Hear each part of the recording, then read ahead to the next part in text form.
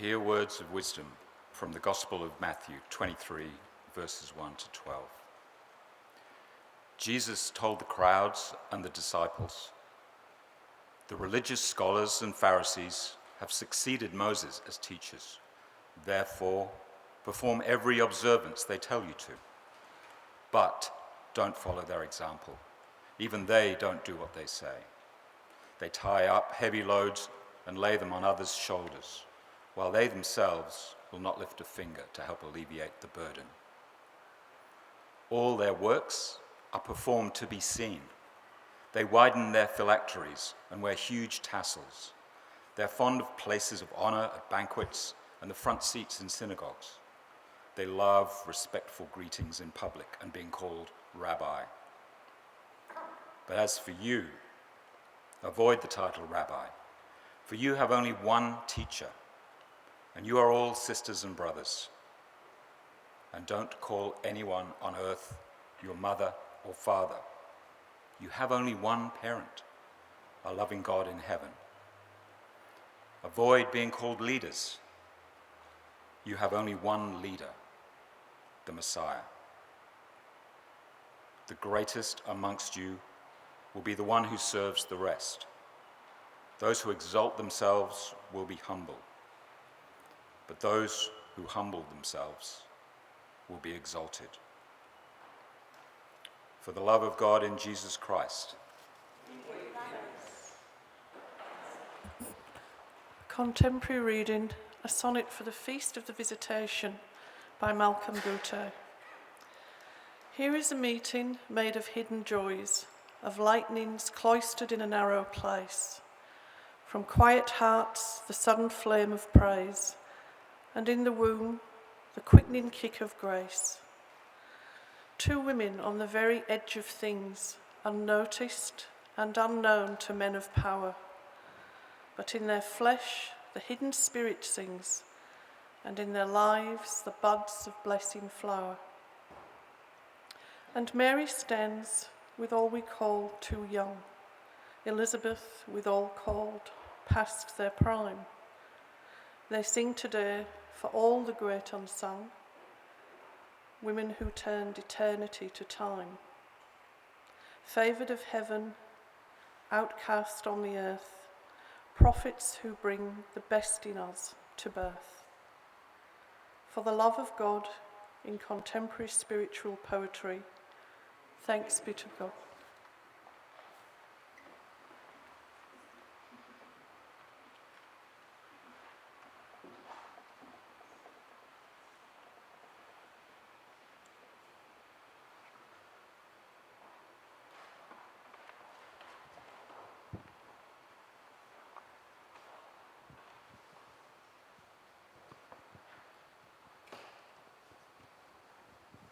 We're checking if our lessons in turning on microphones have worked. They seem to have done. I think they have. Yep. Fantastic.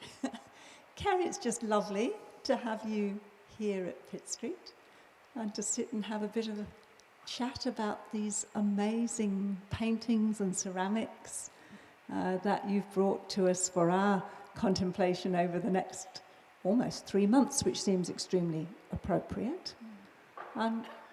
I'm wondering how you came to the theme of the visitation. I came to the theme because I was invited by a group of women called the Mothers Union Group in Bundaberg Parish, who had received some money from the family of one of their members to do a painting. I have a painting that would go in the church in memory of this woman. So I met with them and they talked about her as being very hospitable and lovely person, and we did some reflection on, or they had chosen the theme, the visitation, and we did some prayerful reflection on what that meant to them. So I went away and it took me a couple of years, I think, still keeping in touch occasionally to let them know I hadn't forgotten, to think about how I would approach it. And although I do portraits, I had moved into more abstract work, and I wanted to find a way of expressing this that was more symbolic and contemporary. And so it took me a while to work out, to find a way in for myself. So I wanted, the work had to have integrity on a number of levels. It had to have meaning for myself, hopefully be able to communicate and relate to others, and also it had to work as an artwork in my own mind, independent of the theme. And it was a tablecloth, a red and white check gingham tablecloth, or check tablecloth, with white rickrack around that would have gone on a card table, for supper or something, that my mother had, and I can remember her using it when somebody came, and even a cousin of mine can remember her using it. So that gave me, it was an aha moment, and I thought I can use this red and white check pattern for the cloth. And I had the idea of, and the part of the passage that had stayed with me was that Mary and Elizabeth spent 3 months together, and I thought that was extraordinary, and the hospitality and the depth of hospitality and intimacy of that I thought was quite extraordinary. So this tablecloth signified that for me, and the 2 cups that are in that painting represented them and their many conversations, many meals together. And so I took the painting up, or a friend took it up for me in fear and trepidation. The parish priest is very supportive, and he asked me to speak about it, and their response was really lovely. And I told the story, and then I said, many of you would have had pivotal conversations around a table. And there was one guy there who, it's a semi-rural area, who was a member of the family of the woman who was being remembered. He said, so that bit of yellow paint there, that could be a bit of egg or something from a meal. And I said, yes, it could. And so he had a way in.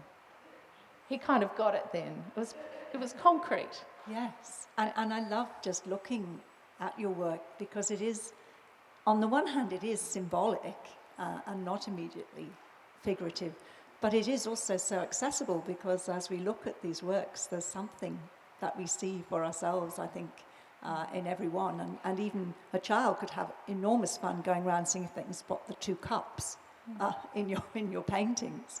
And then, of course, there are all the cups around us. And when we were setting up, you were saying the ones at the back, they're almost like the progress through time of the 3 months. And then we're sat here this morning with another table spread. I wondered if you'd say a bit more just about the process of creating, maybe especially the ceramic work, and what leads you to particular glazes or colours, and what's going on for you in that whole process of making these gorgeous bowls. Aren't they a wonderful symbol of, the womb and of the sitting together and sharing? Tell us some more about that. Well, I did do the set of paintings first, and over the period of the last 8 to 10 years, I have been working in ceramics, and I hand make them, so they're made slowly and reflectively, and I thought I wanted them to relate to the paintings, but also they're a different medium, so they have their own voice. And in the end, I came to not trying to make it complicated, just keep bowls and large bowls which symbolise sort of sharing, community, and small bowls and cups, just simple, about representing for me those individual people, the intimate moments of being together. And they're hand built slowly, some coil built. I don't use a potter's wheel, so they do take a lot of time, and I stain clays. I use porcelain in most of them because I love that translucency that porcelain gives, and I have scraps of clay that I've carved off other pieces, and I use them in the next piece. So there's a kind of connection with them all. I suppose I bring that painterly sense to them. I like them being wobbly and imperfect, and some of them have some cracks that have occurred in the firing, and they're non-structural, they're just there, and that's life really. We've all got a few cracks from life. So they're kind of symbolic of people and life and intimate experiences. Just gorgeous, and I love that idea that you take something from the previous one, comes on into the next one. I wondered if you'd say just a tiny bit about this beautiful bowl in particular that's called Swaddling, that you've brought into our worship space particularly. Well, this one, my mother has died, but I have inherited from her a basket that was made for a baby in Papua New Guinea, I think, and I used that as the modelling for this one. The triangles are porcelain, and they're built into this other very gritty clay, and so I've called it Swaddling because it's a bit like a basket for a baby, and there's something holding about it. I love the shape of it. There's some little copper red patches on it, which I'm quite pleased about. And yeah. So lovely. I saw the triangles and thought of, as a symbol of Trinity, actually. And looking forward very much, that when we come to Christmas, we will swaddle the Christ child. And so we'll have this period of waiting and preparation, and then the Christ child will come to us in this beautiful bowl at Christmas time. So these works all reflect that conversation between Mary and Elizabeth over 3 months. In most of the Bible, women's stories are not central, but this is a story about 2 women, and I wonder what it's like for you as a woman of faith to have sat for so long, 5 years or more, contemplating these 2 women and what ideas of God and of spirituality that's nourished in you. I did write a note for myself. I can't. I think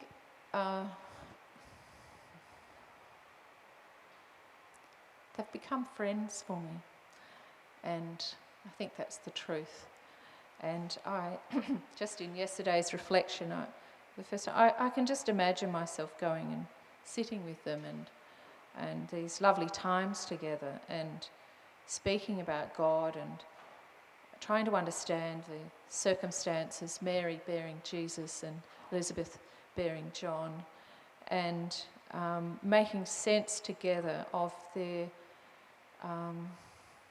of God in their lives and their acceptance of that and their responses to God and their hopes for the future, and in the context that they were in the country and the social context each of them found themselves in. I suppose I've been drawn closer to them, and as a woman with this intimate domestic situation of being together for 3 months, of experiencing and receiving hospitality. I mean, we all do that at times. We all, even if it's talking to somebody in the street corner while we're waiting for the lights, sometimes you can have really meaningful conversations on the train, things like that. So, it feeds into all of that for me. So I feel I've been drawn closer to them and particularly closer to Jesus through that, And Kerry, I know that you're also a spiritual director in the Ignatian tradition, and that you give the spiritual exercises. Now that will be a tradition very familiar to some here and not familiar to others at all. So I wondered if you could say just, and I know I'm going to have to contain you here, just a tiny bit about why that's important to you personally, but also about how that's impacted your work as an artist. I first, I received the spiritual exercises in Sydney, actually. Could you put the Oh, microphone you can't hear me. So, like, Yeah. Do you want me to say the whole thing again? Penny's using Like an ice cream cone. Have you not been able to hear me? it's not very clear. Oh, sorry. That's better. Oh, okay. I first received the spiritual exercises when I was about 28, and I'm now in my mid-60s, moving into the late second half. And I was living in Sydney. Jonathan and I were living in Sydney, and I had a toddler. And Jonathan gave me a book called Motherhood and God by Margaret Hebblethwaite, who is still doing wonderful things in Paraguay, I think. And she wrote about the experience of being a mother and doing this retreat and all the messiness of life. I think she's even got giving birth on the lounge in part of it, something like that. It's just, and in the course of that, she found, she developed her own understanding of God and her own sense of her vocation. So I said I wanted to do this retreat. And I found someone, Audrey Graham, who has since died, who was running the Point Piper Retreat Centre. And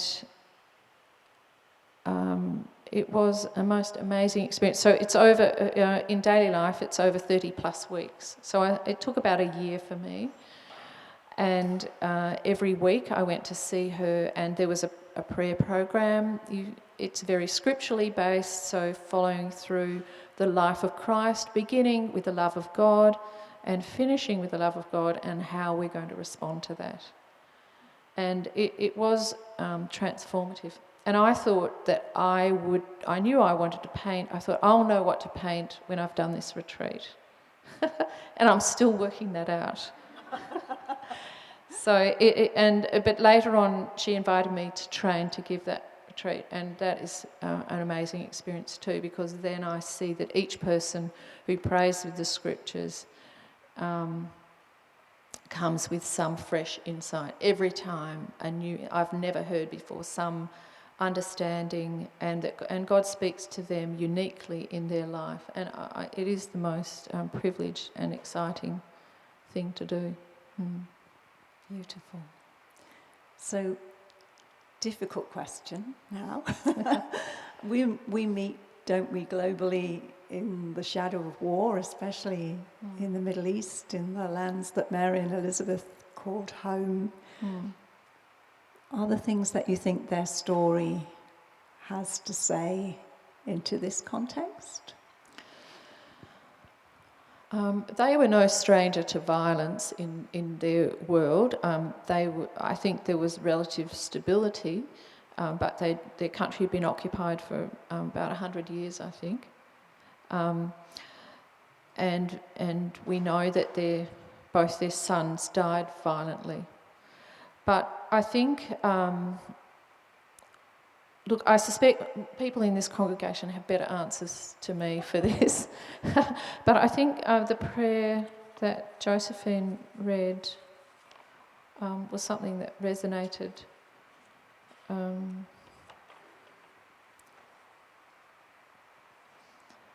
The gathering prayer, O God, our deliverer, you cast down the mighty and lift up those of no account.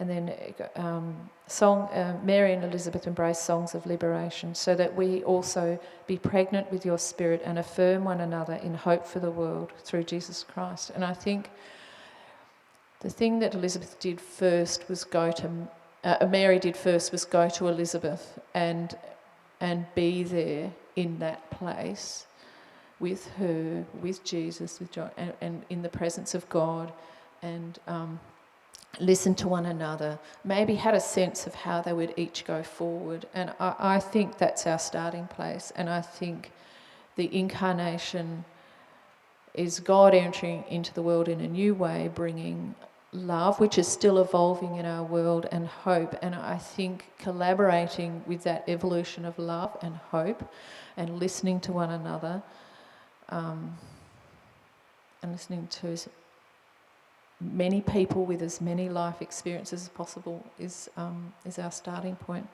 Mm. Beautiful. Kerry, we could talk all morning, but we mustn't. So maybe just in concluding for now, if you could sum up in just 2 or 3 words or a brief sentence, what impact are you hoping that your exhibition might have on those who look at it?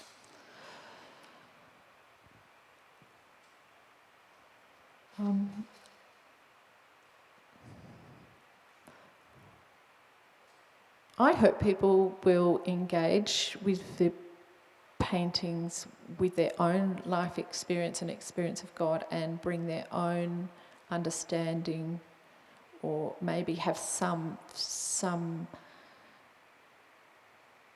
frisson of connection somewhere, see something new, go and think about, listen to how God is speaking to them through that story, and each of us will have different insights. So something to go away to ponder. Beautiful, thank you. And we're going to have the enormous privilege of viewing these works and talking with each other and having the Mary and Elizabeth conversations around them over these next 3 months. So thank you, Kerry, so very, very much. Thank you, and thank you for the lovely hospitality that I've received in coming here. So it's been a really lovely experience. Thank you.